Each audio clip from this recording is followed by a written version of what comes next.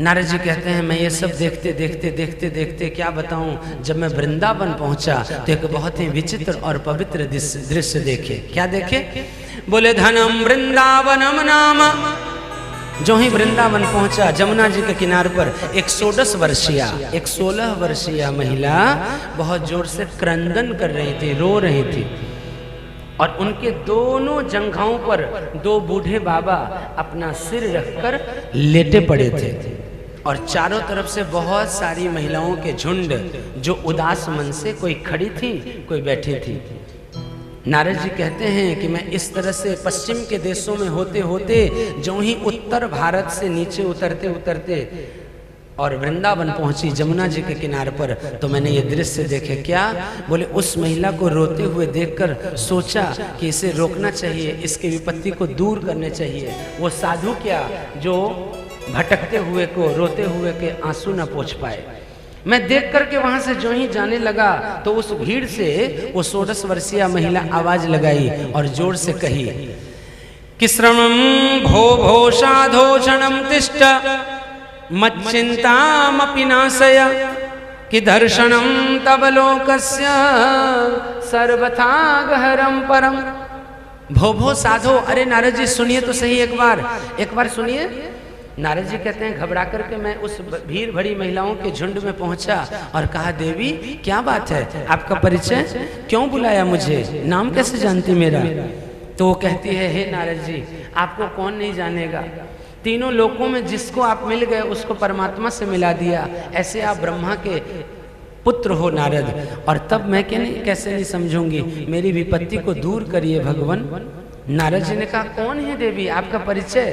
तो वो कहती हैं कि अहम भक्तिरितिख्याता इमो में तनयो मतौ। मुझे नहीं पहचाना, मैं भक्ति मां हूँ, मैं भक्ति हूँ।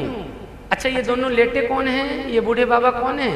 बोले ये मेरे दोनों बेटा हैं, एक ज्ञान है और दूसरा वैराग्य है। माँ बेटा बूढ़ी हो जाए और माँ जवान, ये कैसे हो गया? माँ बूढ़ी हो और बेटे जवान तो समझ में आता, लेकिन माँ जवान और बेटे बूढ़े ये कैसे हो गया? तो बोले नारद जी ये मेरे दोनों बेटा हैं, ज्ञान और वैराग्य, भक्ति के दो बेटा और परमात्मा हुए पति, तो मेरे दोनों बेटा हैं ये। लेकिन हुआ ऐसा कि भक्ति के रास्ते पर कुछ वृंदावनवासी चलते, इसलिए मैं तो युवान हो गई, लेकिन मेरे दोनों बेटा एक ज्ञान और वैराग्य के पथ पर जब कोई नहीं चलते तो दोनों ही जीर्ण हो गए, बूढ़े हो गए, कमजोर हो गए। मैं उत्पन्ना द्रविड़े साहम वृद्धिम कर्नाटके गता। मैं उत्पन्न हुई द्रविड़ देश में। दक्षिण भारत में भक्ति प्रकट होती है, ध्यान दीजिए, दक्षिण भारत में भक्ति का प्रादुर्भाव हुआ। बोली उत्पन्ना द्रविड़े साहम वृद्धिम कर्नाटके गता। कर्नाटक आदि क्षेत्रों में गई तो मैं और पुष्ट हुई, वृद्धि को प्राप्त हुई। धीरे धीरे मेरे दो पुत्र भी हुए, लेकिन जैसे जैसे मैं पश्चिम की ओर जाने लगी, गुजरात आदि होकर के, सूरत से होकर के, जो ही मैं और आगे बढ़ी पश्चिमी देशों में, तो हम तीनों ही कमजोर हो गए। क्योंकि पश्चिम की मान्यता है जो छुआ वो सच, जो देखा वो सच, जो चखा वो सच। पश्चिम की मान्यता क्या है? संसार एक बाजार है। पश्चिम की मान्यता क्या है? संसार एक बाजार है। और अपने भारत की मान्यता क्या है? संसार एक परिवार है, वसुधैव कुटुंबकम। तो जो मैं पश्चिम की तरफ गई, मैं तीनों कमजोर हो गई महाराज। और धीरे धीरे जब कजाकिस्तान से होकर के धीरे धीरे नीचे उतरी और कश्मीर के रास्ते होकर के जब मैं वृंदावन पहुंची, तो यहाँ पर भक्ति कहती है मैं तो युवान हो गई, लेकिन मेरे दोनों बेटा बूढ़े से रह गए। इन्हीं की विपत्तियों को दूर करिए, मैं ये चाहती हूँ नारद जी। नारद जी ने कहा आप चिंता बिल्कुल न करें, वो साधु ही क्या जो कष्ट न दूर करे, इसीलिए आप चिंता न करें।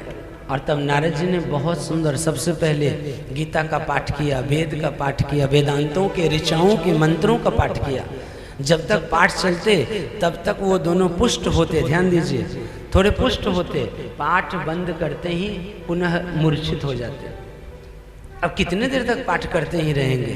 तो नारद जी ढूंढने लगे कि आखिर अस्थाई इलाज क्या हो सकता कि ये पुष्ट हो जाते, अच्छे हो जाते, ज्ञान और वैराग्य।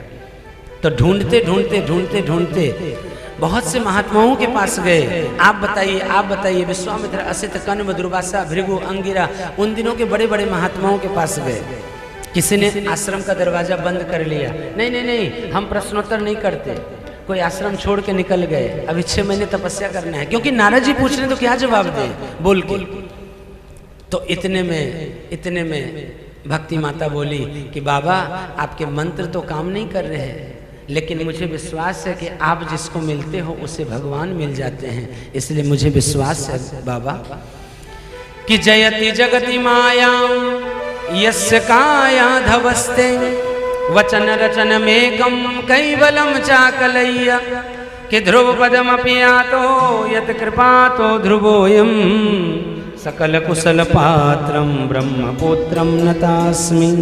जयति जगति मायाम, आप चिंता न करें, ये आप जिसको भी मिल गए, भक्ति माता कहती है आप तो जिसको भी मिल गए उसे परमात्मा से मिला दिया।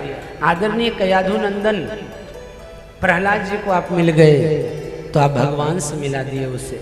नरसिंह भगवान खंभ से प्रकट हो गए, आगे आएगी विस्तार से कथा।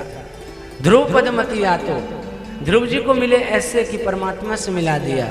नारद जी जिसको मिल जाते हैं उसको भगवान मिल जाते हैं। एक भी कथा ऐसी नहीं कि जिसमें नारद जी मिले हों और फिर भगवान न मिले हों। तो भक्ति माता से नारद जी कहते हैं हाँ माँ, विश्वास होनी चाहिए, विश्वास में शक्ति होनी चाहिए, वो तो मिल ही जाते हैं परमात्मा, और आपके भी दुख दूर होंगे ही जरूर। माँ याद रखना वो बात कि द्रौपदी च परित्राता येन कौरव कस्मलात पालिता गोप सुंदर्य स कृष्ण क्वापिनो गतः। नारद जी ने बड़ी अच्छी एक बात रख दी, कहा माँ विश्वास में वास्तव में कितनी बड़ी ताकत है। देखिए ना, वो द्रौपदी के वस्त्रों को दुष्ट दुशासन खींच रहा था बड़ी सभा में, और इतने में आदरणीय भगवान वस्त्र का रूप धारण करके आकर के बचा लिए। लेकिन यूं ही बचा लिए क्या, बस यूं ही बैठे थे कहीं आ गए? नहीं, देखा विश्वास में कितनी ताकत है, कैसे पुकार लगाती है द्रौपदी। रजस्वला अवस्था में एक वस्त्र में कहीं एकांतिक कक्ष में विराजमान थी द्रौपदी, और केसों को पकड़ के खींचते हुए लेकर के दुष्ट दुशासन भरी सभा में आ गया। और सच मानिए अग्रिम पंक्ति में सबसे आगे के मंच पर बैठे हुए थे आदरणीय पितामह भीष्म, जो कि गंगा के बेटा हैं, शांतनु के बिहारी हैं। और उनके पास आकर के सब के तरफ, बूढ़े बाबाओं के तरफ देखती हुई, और द्रौपदी सोचती है कि मैं छात्रायणी हूँ, मैं क्षत्रिय पत्नी हूँ, मेरे 5 पति हैं, ये युधिष्ठिर, भीम, अर्जुन, नकुल, सहदेव, ये सब मेरी रक्षा कर लेंगे। लेकिन तब तक भगवान नहीं बचाए। लेकिन देखा 5 पति भी सिर झुकाकर बैठे हैं, तो बूढ़े बाबा शायद बचा लेंगे। लेकिन जितने भी बैठे थे, चाहे वो पितामह भीष्म थे, चाहे द्रोणाचार्य थे, चाहे कृपाचार्य थे, चाहे स्वयं धृतराष्ट्र महाराज थे, सब देखा सिर झुकाकर बैठे हुए हैं। भगवान ने सोचा अब मुझे पुकारेगी और मैं झट से बचा लूंगा। लेकिन सच मानिए पुकार नहीं लगाई, अपने वस्त्रों को जोर से पकड़ लिया। नहीं, मैं खुद स्वयं द्रुपद सुता, मैं द्रुपद की बेटी हूं, मैं अपनी रक्षा स्वयं कर सकती हूं। लेकिन जब बिल्कुल ही जैसे अब लाज नहीं बचने वाली, अब बिल्कुल असहाय हो गई, अब निस्तेज सी हो गई, इनकी तेज जाने लगी, मानो जैसे अब ये घबरा सी गई, व्याकुल सी हो गई। अब कोई दुख दूर नहीं कर सकता। जब कोई दुख नहीं दूर कर सकता तो हारे को हरिनाम। क्या करी, दोनों हाथ ऊपर को उठा दिए भरी सभा में और कहती हैं, श्री कृष्ण द्वारिका वासिन कृष्ण गोपी जनप्रिय कौरवै परिभूताम किम न पश्यसि केशव। श्री कृष्ण द्वारिका वासी, हे द्वारिका के नाथ मेरी रक्षा करिए। आपको क्या विदित नहीं है, किम न पश्यसि नहीं देख पा रहे क्या आप, मेरी रक्षा करिए। और सच मानिए जो ही इस तरह से व्याकुल होकर के आवाज लगाए, भगवान वस्त्र के रूप में आकर के। लेकिन 1 मिनट थोड़ा सा ठहरिए, यहाँ वस्त्र के रूप में भगवान ने रक्षा तो करी, लेकिन भगवान को थोड़ा मेहनत ज्यादा हो गया। अच्छा पहले बोले जय श्री कृष्ण। कैसे हो गया? तो भगवान उस समय उसी कुरुक्षेत्र के उस महल में थे जो कण-कण में विराजमान है, जर्रे जर्रे में जो परमात्मा है। क्या नहीं थे? लेकिन द्रौपदी के कहने से ना भगवान को थोड़ा इधर उधर भागना पड़ा। कैसे? द्रौपदी कहती है श्री कृष्ण द्वारिका वासी, हे द्वारिका के धीश, द्वारिका नाथ, मेरी रक्षा करिए। तो भगवान हस्तिनापुर के उस महल में रहने के बावजूद उनको लगा कि द्वारिका से कोई मुझे आवाज लगा रहा है क्या।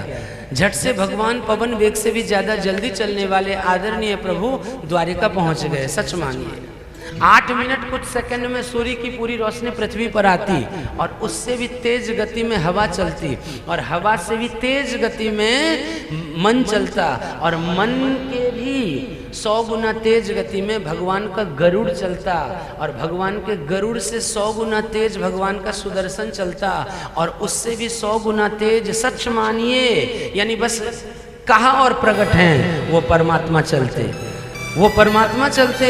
सीधे कहा द्वारिकाधीश बचाइए, भगवान द्वारिका पहुंच गए। लेकिन देखा नहीं द्वारिका में तो कोई ऐसी प्रॉब्लम नहीं फंसी हुई है। तब तक में ये अपने शब्द और बदल दी। द्वारिका, ये द्रौपदी क्या कहती हैं, श्री कृष्ण द्वारिका वासिन कृष्ण गोपी जनप्रिय, हे गोपियों के प्राण वल्लभ कृष्ण मेरी रक्षा करिए। ताही अहीर की छोहरिया छछिया भरी छाछ पे नाच नचाया। जब लाला छोटे से थे ना, सच मानिए, घुटमन घुटमन जब चला करते थे, कमर में टुनटुनी बंधी रहती थी, घुंघराले जिनके बाल हैं, टमाटर जैसे जिनके गाल हैं, बड़ी बड़ी आंखें हैं, मोती की माला गले में, कमर में टुनटुनी, तो ऐसे चलते चलते जब गोपियां मथुरा से आती तो कहा करते थे, भाभी जी एक छटाक माखन दे देगी क्या। तो गोपियां कहा करती थी, लाला अगर तुमको एक छटाक माखन चाहिए तो पहले मेरी मटकी के सबरे चेटी बिन दे। और ये श्रीमान जी एक छटाक माखन के लिए तपती हुई बालू में, जलते हुए धूप में दिन भर उस गोपियों के माखन की मटकी की चीटी बिना करते थे। बोलो जय श्री कृष्ण। और ऐसे श्रीमान जी के लिए जो ही आवाज लगाई, श्री कृष्ण द्वारिका वासी कृष्ण गोपी जनप्रिय, हे गोपियों के प्राण वल्लभ कृष्ण मेरी रक्षा करिए, भगवान द्वारिका से यानी गुजरात से ब्रजमंडल यानी दिल्ली पहुंच गए। लेकिन देखा कि नहीं, यहाँ तो कोई ऐसी दिक्कत में नहीं है, विपत्ति में नहीं है। तब तक में द्रौपदी ने शब्द बदल लिए, कहा श्री कृष्ण द्वारिका वासिन कृष्ण गोपी जनप्रिय कौरवै परिभूताम, हे कौरवों के एकमात्र हितैषी परमात्मा, हे अर्जुन के एकमात्र हितैषी बंधु और गुरु, हे गीताओं के, हे प्रवक्ताओं के, हे वक्ताओं में श्रेष्ठ परमात्मा मेरी आकर के रक्षा करिए। और ज्यों कि कहा कौरवै परिभूता माम, तो समझ गए कि भगवान हस्तिनापुर से कोई आवाज लगा रहा है। और उस महल में आकर के ऐसे वस्त्र रूप धारण किया कि किसी कवि ने कलम उठाई और आपने सुना होगा, सारी बिच नारी है कि नारी बिच सारी है, सारी ही की नारी है कि नारी ही की सारी है।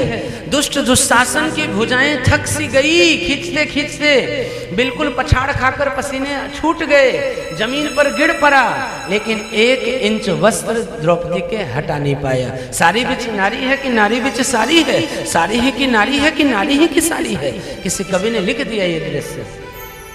तो ऐसे परमात्मा, विश्वास में बड़ी ताकत है माँ। नारद जी कहते हैं भक्ति माता को अगर पर विश्वास है तो फूल में भगवान है, फूल की लालिमा में परमात्मा का वास है, माइक में भगवान है, इनके तार में भगवान है, हमारे शब्द और आपके कानों में परमात्मा का वास है। और विश्वास नहीं तो समझ लीजिए बिहारी जी के मंदिर में भी परमात्मा का वास नहीं।